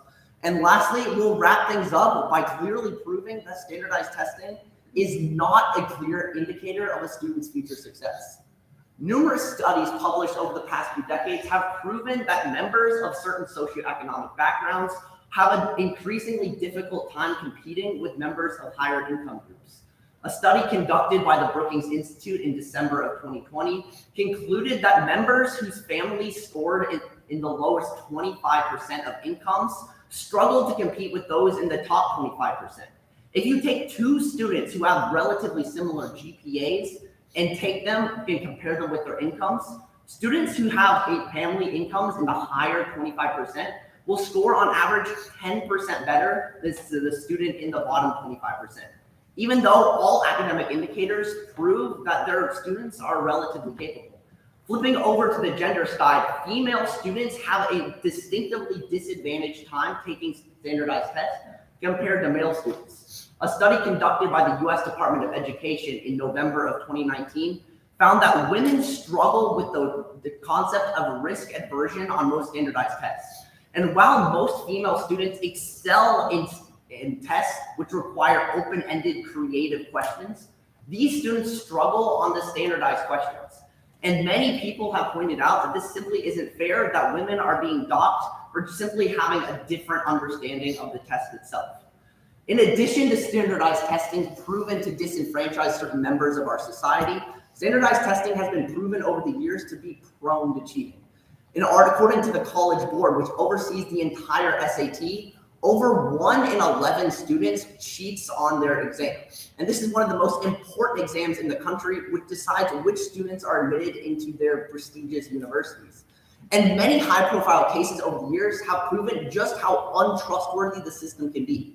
A landmark case which came out in 2019 indicted over 20 Hollywood actors who paid millions of dollars to help their students cheat and get into their top universities. And ever since then, many parents have been furious over the lack of trust in the system. But evidence also points that not only parents aren't trustworthy, but many teachers themselves aren't. A groundbreaking study conducted by the University of Chicago in the mid-2000s found that in the Chicago public school system, between 1 in 10 teachers blatantly changed their students' answers on multiple choice questions in elementary school.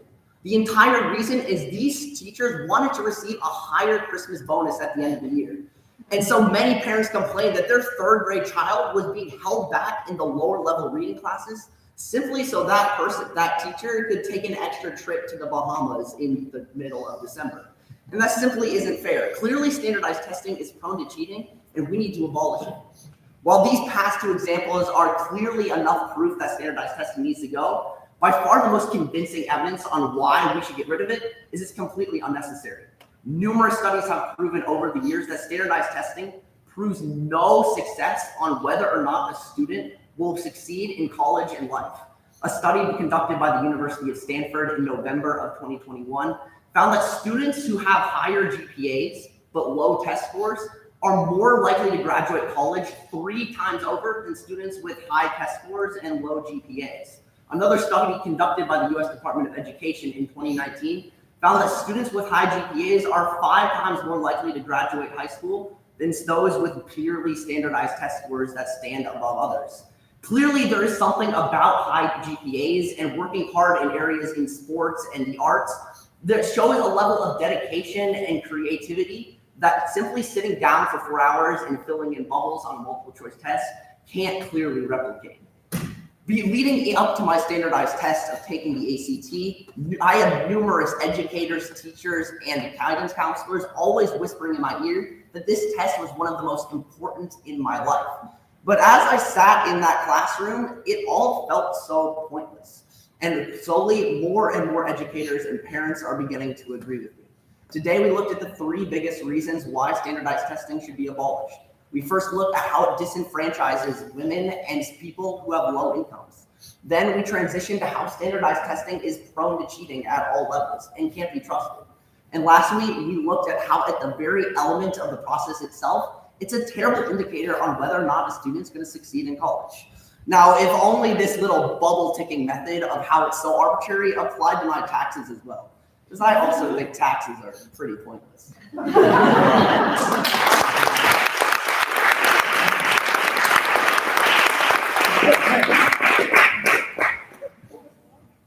I'll give it a passing grade. So next up we have our last impromptu of the day, Gavin. And what was your prompt, sir? Oh, my prompt? It was...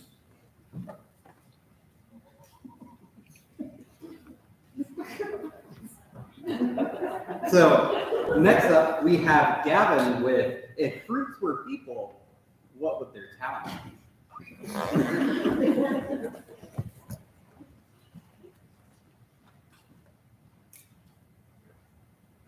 We as a society are obsessed with giving personalities to inanimate objects. From vegetables to toys, we have given them the ability to talk and given them distinct personalities along with them. I would like to take that a step forward today, as I extend not only a personality to fruits, but also a talent. First, we'll talk about oranges and what their hidden talent is. Next, we'll talk about grapes, and finally, we'll finish up with apples. First up is orange.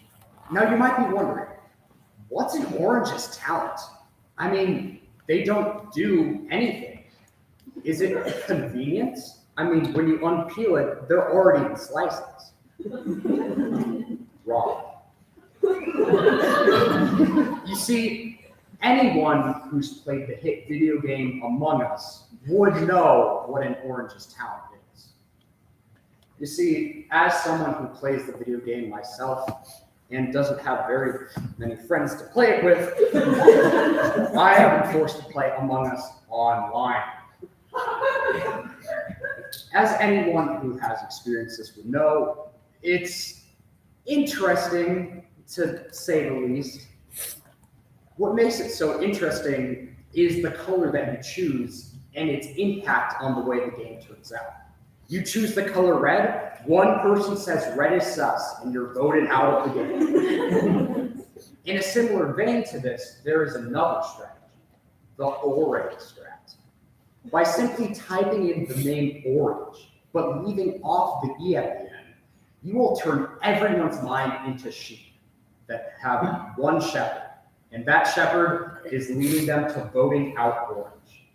Well, hold on, you might say. How does this make Orange talented at Among Us?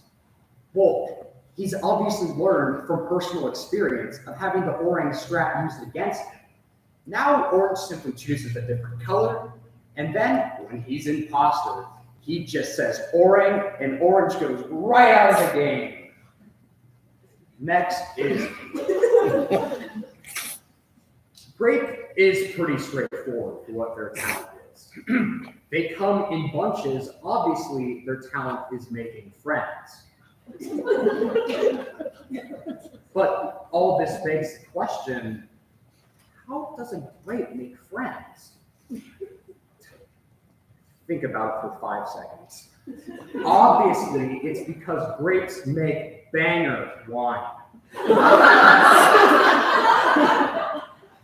It all happened one late afternoon as Grape was in the bar. Grape said, "Hit me," and the bartender actually hit him. How disrespectful. But this gave Grape the idea. Tired of being hit by bartenders, they decided to learn for themselves how to make wine. And through years of perfecting their strategy, they eventually made the most delectable wine known to man. And then it all came out. Grape had friends and more friends and more friends until eventually he had no more room in his house and he was homeless.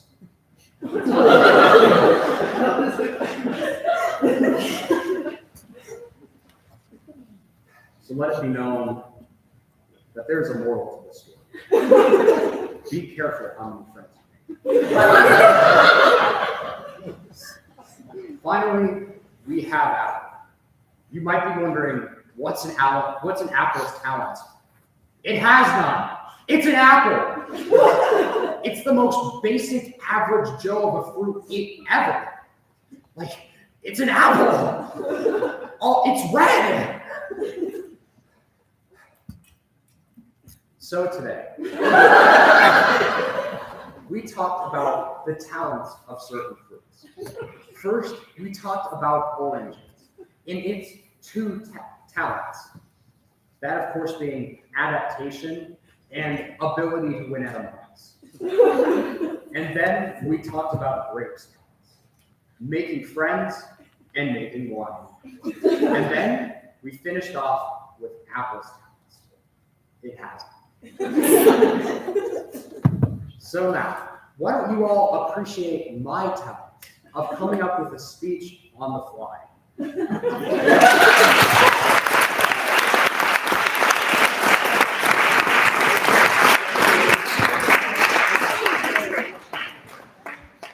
Thank you, Gavin, and thank you to everyone else who did an impromptu speech tonight. Our next speaker is Preston Stuckwisch doing his second event, which is a poetry titled Brief.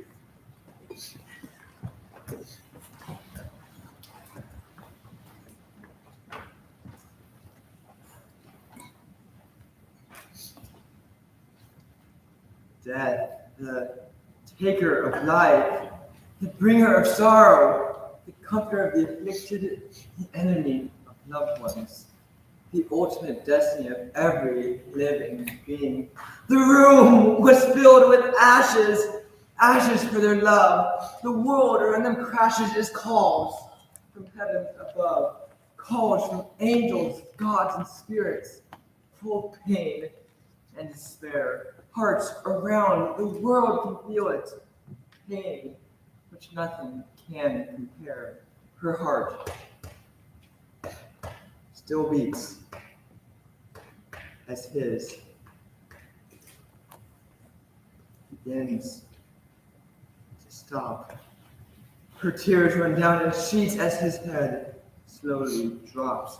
Her hands are stained with red as his body is as well. Her being fills with dread as his body becomes a shell. Archangels cry, and gods mourn, and devils fell to feel the pain. The bond between the two torn, causing grief in every domain. The girl whose heart is broken by the death of her only love. The loss of a loved one is something most everyone's experienced. One of the hardest losses can be the loss of a spouse. Many people mourn in 5 stages, not always in the same order. The stages being denial, anger, bargaining, depression, and acceptance. See how loss affects different people in Death's Reality by Kelly Loewe. An extra of The Morning Dove by Jaden Matthews. To My Husband, Condemned to Pretend by Stacey Canstel. The Leaving by Colin Jarrett. Oh, the Death of a Beloved by John Donahue. In Memory by Kimberly Chastain, and My Soulmate by John Reed. A poetry program about the loss of loved ones.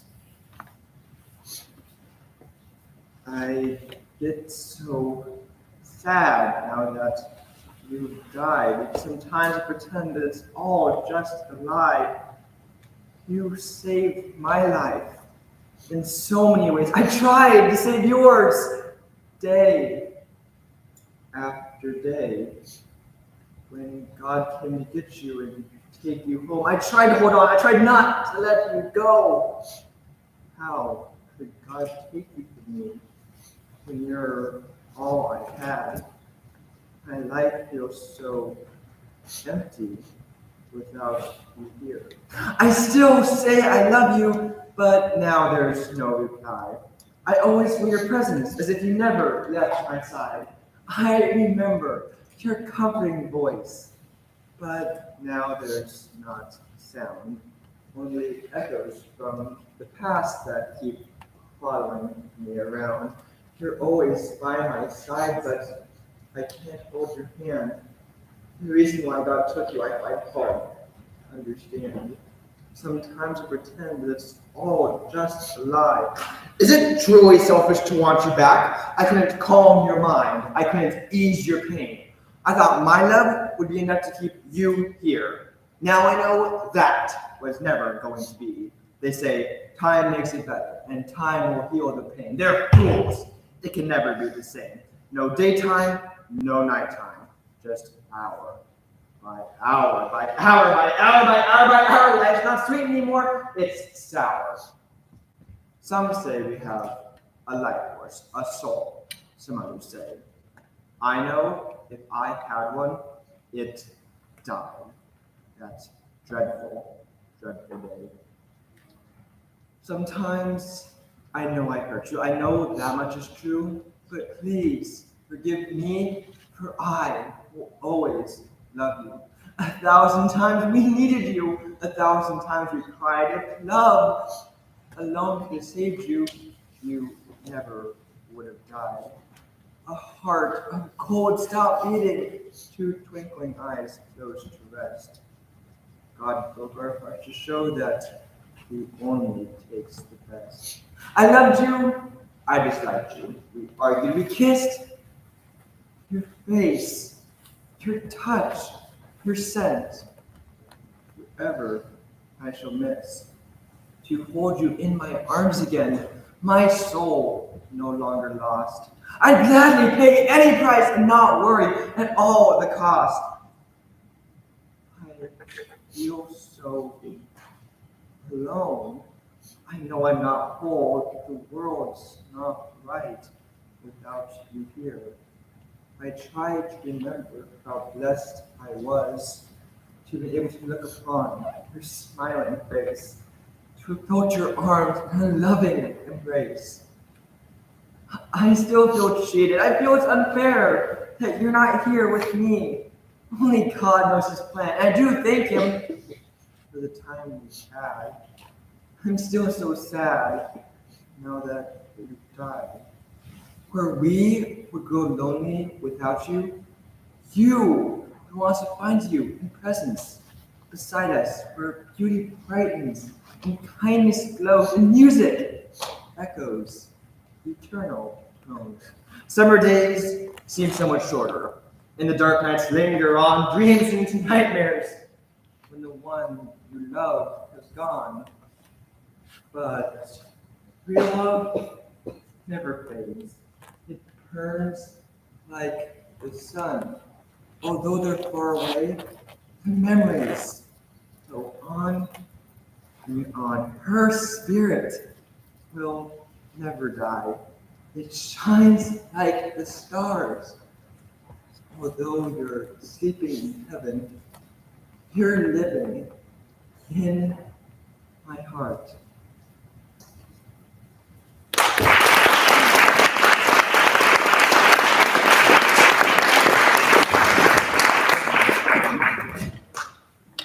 Thank you for that. Last up, we have our final performer for today. We have Gavin with his entertainment. Entertainment is a speech very similar in form like you saw earlier. It is a speech written by the student with the intent to entertain. So you may have thought that he did well and had a talent for coming up with a speech on the spot. Let's see how his talent is for preparing a speech over the season.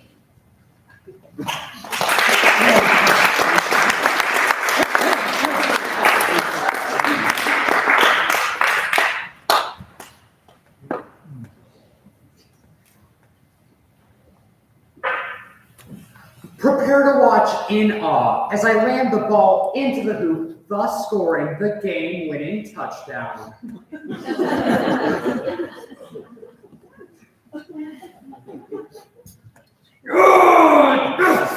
I hate sports. Why do my parents make me play them? From preschool to 5th grade, I've been forced to play pretty much every single sport my parents thought I should play. I've played every sport that Mario has played. Well, except for tennis and figure skating. And come to think of it, pretty much every Olympic sport. But the point still stands. With all of this experience in sports, I've developed these things called opinions. Scary, right? So, allow me to share some of these more negative opinions about sports that aren't exactly perfect. These aren't necessarily my least favorite sports, but I thought I could say enough about them to make an interesting speech. I mean, hey, this is a pretty original topic since, speech kids, they don't play sports. So, without further ado, here are the top 3 sports that you should avoid. First, we'll strike out in baseball. Next, we'll land in a hazard for golf. And finally, we'll foul out in basketball. First up is baseball, which is in fact one of the most dangerous sports in the world. It has the highest death rate and one of the highest injury rates out of any sport.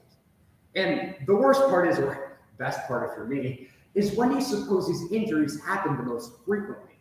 The answer is at younger ages, when the people there have the least amount of medical training. In addition to being dangerous, baseball is just plain stupid. Teams openly cheat, and the umpires do nothing about it. Because if they were to call out every single instance of cheating, the game would take hours longer. Finally, before we move on from baseball, I would like to tell you guys a story about a man named Catcher. Catcher played the position of catcher on his baseball. He knew that he was the backbone of the team. He was the only one who could stop the pitcher's pitches. He was the last line of defense between the runner and home plate. So he went to the gym. He worked hard and he trained. And finally, when it was game time, he knew that his body was ready. He went into the game and performed hundreds of squats flawlessly. By the time the game was over, he knew that his work was complete. He stood up from the squatted position, awaiting the cheers of the crowd. But they didn't cheer his name. Instead, they only cheer on a pitcher, a man who only throws the ball. I say we put a stop to this injustice. How do I propose we do it? By banning baseball so catcher won't have a job that he can feel unappreciated for. It's the perfect solution. Next is golf, which is by far the most common opinion which sport is the worst. I hate the clubs that you have to hit the ball with. I feel like when I hit it, it goes the complete wrong direction. And the worst part is, my dad wants to play golf every waking moment, every day. I'm sorry that I don't feel rebellious like you, Dad. Oh, you don't think golf is rebellious? Golf was banned 3 times in Scotland because it distracted people from training in the army. But me and my dad have found some common ground in mini golf. Golf and mini golf are complete opposites. Night and day, yin and yang, ugly Sonic and Sonic. In golf, you have to whack the ball with an ugly, disgusting club. But in mini golf, you get to putt the ball with a beautiful, luxurious putter. There's fun obstacles they have to play around, and it has a super cool TV show. It's simply the perfect sport. Me and my parents love mini golf. Unfortunately, I can't say the same thing for my sisters. Just bad at the game, I guess. Speaking of actually enjoying sports, let's move on to our final sport of the day, basketball. Because basketball is honestly a really enjoyable sport, and not to brag or anything, but I am kind of sort of related to the current head coach of Nebraska basketball, Fred Loewe. But the problem with basketball isn't the sport itself. It's the community that's developed all around it. This is definitely a more prominent problem in football, but my parents didn't let me play football, so I don't feel qualified enough to talk about it. I mean, I don't know why. Look at me. I couldn't play football. The problem with basketball is how they treat referees. They are constantly harassed by players, coaches, and especially the audience. There's always that one guy who thinks he knows everything about basketball. He insists that the temperature is too cold and the ball won't bounce well enough to be played for. And then there are the coaches who might be the biggest hypocrites in the world. After a game, they're like, boys, don't say that about the referees. Listen, I know what we need to work on in practice, and we will get better. And then there's an American flag waving behind them, and you feel so inspired with the bench press a mountain. It's truly inspiring. But then during the game, they're yelling, "Come on, ref!" and breaking their clipboard over their phone.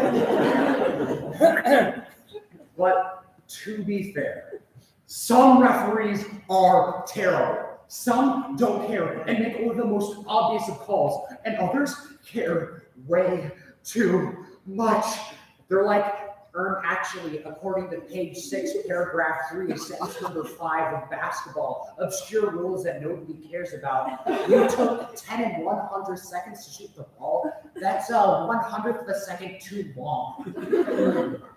It's so annoying because it's like speech is such a fun activity, but it has to be ruined by lazy and overzealous judges. I mean, basketball is such a fun activity, but it has to be ruined by lazy and overzealous referees. Non-existent judge, please forget this.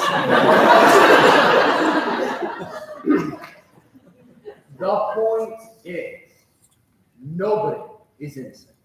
Not even Freddie McFredis and Hoiberg. Oh, that's right. I said it. What are you going to do about it, family? Hold on. I'm getting a call. From my dad. I better take this. Don't come home. Where will I stand? On the streets, but what about my stuff? It's been burned? Well, why? Well, these were the top 3 sports that you should avoid. First, we struck out in baseball. Next, we landed in a hazard for golf. And finally, we fouled out in basketball. I hope this was an entertaining experience for you. because it wasn't for me. Now, if you'll excuse me, I need to go make like a puppy and beg for food.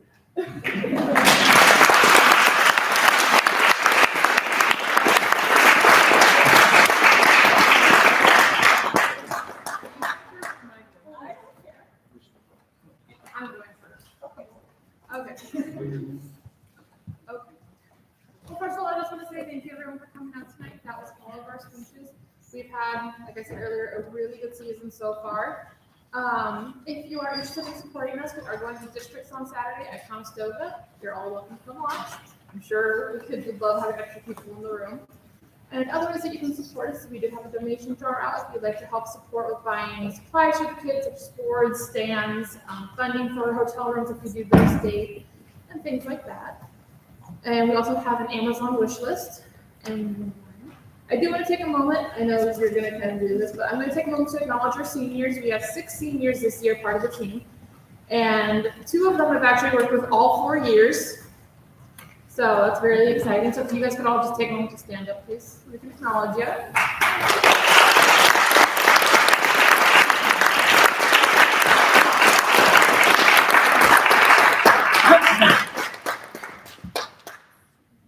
Those are my kids. And then I will get to the next person here. We will be doing a team picture after we kind of wrap up. I will end the live stream here in just a moment. We'll gather for a team picture. I know our seniors are over there impatiently waiting for me to wrap up. Just a few things that we do want to touch base on with, this will be my last year as head coach for the speech team. I've spent a great 6 years. I'm going to be stepping on and becoming the assistant coach while James is going to be taking over as head coach next year. We are very excited for that.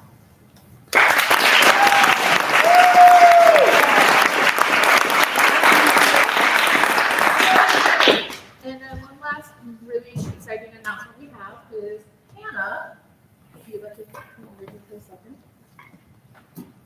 Hannah's had a really great season so far, and she has been one of our very lucky students that has actually managed to qualify for nationals this year.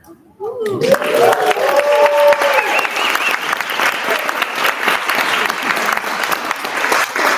If we decide to go to that would be in May. We have some logistics to figure out, but we're hopeful that we can make it work. So I will let you take over now. Yeah, so the seniors wanted to, on behalf of the whole team, kind of recognize the coaches who make an incredible sacrifice to make the speech team possible at Lincoln Lutheran. So not only do they sacrifice their time within the week, but they also sacrifice their weekends for like 4 months to take us to speech meets and judge the speech meets and coach us. So we really appreciate that. And so we just have some gifts that we wanted to give you. So this is for you, Maria. Thank you. And then, so can we get one last round of applause?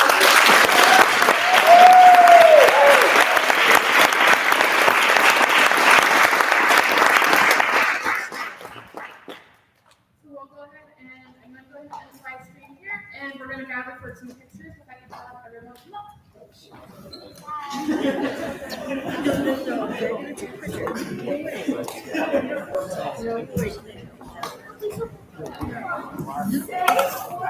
Conference. Remember where you started conference.